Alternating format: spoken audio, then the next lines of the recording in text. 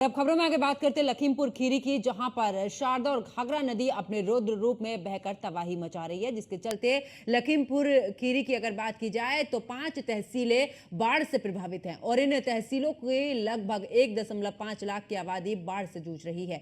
वहीं पलिया तहसील का कस्बा चारों तरफ से टापू में तब्दील हो गया है। साथ ही अगर बात करें तो 1000 एकड़ से ज्यादा की फसलें बर्बाद होने की वजह से यहां पर अब बर्बाद होने की कगार पर पहुंच गई है। इसीलिए पलिया तक पहुंचने के लिए सड़क मार्ग और साथ ही अगर रेल मार्ग की बात की जाए तो पूरे तरीके से कट गए हैं, जिसमें से अगर 60,000 की आबादी तक प्रशासन को बचाव राहत पहुंचाने में खासी मुसीबत का सामना करना पड़ रहा है। प्रशासन ने इन तहसीलों में एनडीआरएफ की टीमों को तैनात कर दिया है और बाढ़ में फंसे लोगों को रेस्क्यू कर ऊंचे स्थान पर पहुंचाने का है वो भी काम यहां पर किया जा रहा है।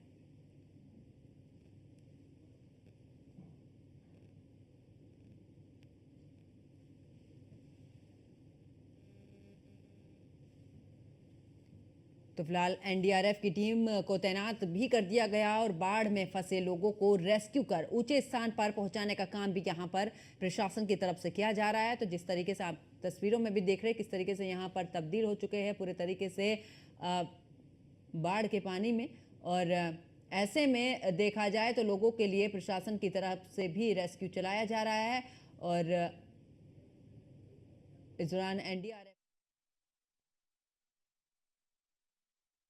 कहते हैं कि दर्द बांटने वाला हो तो दर्द हल्का हो जाता है। ऐसा ही कुछ इस इलाके में जो निघासन विधानसभा है, यहाँ पर जो क्षेत्रीय विधायक हैं शशांक वर्मा, उन्होंने बाढ़ राहत कार्यों का मोर्चा अपने हाथ संभाला हुआ है। आज हमारे साथ विधायक जो शशांक वर्मा हैं, जानते हो किस तरीके से लोगों की मदद कर रहे हैं लोग और सरकार की जो योजनाएं हैं, सरकार की जो मदद है वो लोगों तक पहुँचा रहे हैं। विधायक जी, आप स्वयं खड़े होकर मोर्चा संभाले हुए हैं, क्या हालात हैं, किस तरीके से राहत सामग्री पहुँच रही है? देखिए, हमारे प्रयास है जितनी भी हमारे जो ग्राम पंचायतें हैं, मजरे हैं, जहाँ लोग प्रभावित हैं, उन तक हम लोग सीधे पहुँच के अभी तक जहाँ तक पानी बहुत ज़्यादा था तो हम लोगों ने वहाँ पे लग के पानी पीने की व्यवस्था आंगनबाड़ी कार्यकर्ताओं को, आशा बहुओं को हमने जो मेडिसिन थी जो बाढ़ में प्रभावित एरिया में ज़रूरत होती है वो हमने प्रोवाइड बताई।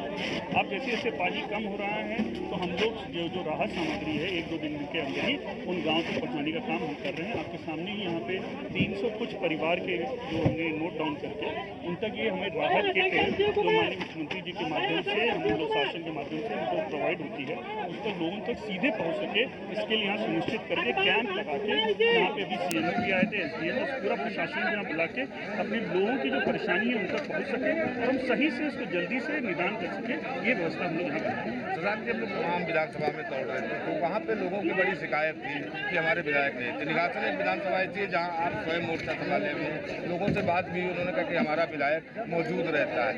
क्या यानी इसके पीछे क्या मतलब? मेरा देखिए, सारे विधायक भारतीय जनता पार्टी के लगे हुए हैं। ये बाढ़ एक ऐसी घटना है जो हमारे क्षेत्र की, तराई क्षेत्र की, जिसका हम लोग इंफ्रास्ट्रक्चर हमारी सरकार ने 2017 के बाद से क्रिएट किया है।